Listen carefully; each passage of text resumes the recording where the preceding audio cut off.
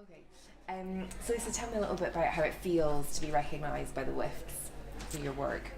Being recognised by the WIFs is, I'm honoured, and I'm also very excited that diversity on screen is being celebrated by the WIFs, and that I've been a part of that.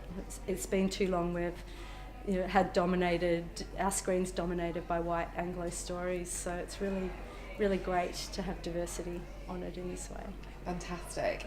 And tell me a little bit about your career. Have you found it, kind of difficult, kind of advancing as a woman? I know there's a lot of conversations at the moment about, kind of women in film, strong female roles, kind of the inflexibility of the industry where it's long hours and, women have the childcare issues and things like that. How's that impacted your career, and do you see any changes? It'd just be interesting to get your take on that.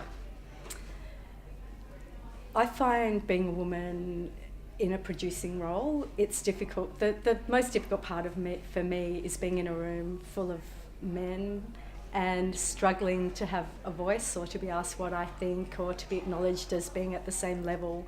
I personally don't have issues with childcare and family arrangements, but I know a lot of women that do.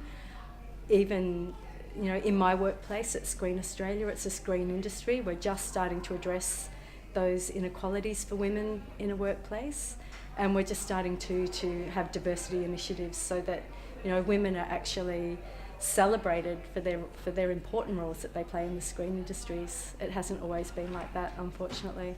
Do you feel like you've got a role within kind of your work at the moment where you can make a difference? Can you make changes, influence, or is that still a struggle to do that? No, I can absolutely make changes within the work I'm doing. In decision meetings, it's very foremost.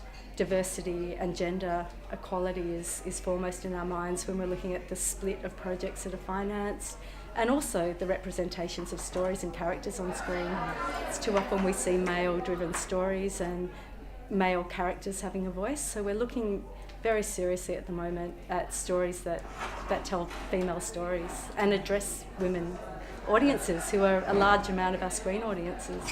And then one last question, some advice for women that are about to embark on the path that you've kind of are much further down the line on. What would you be advising them, or any top tips?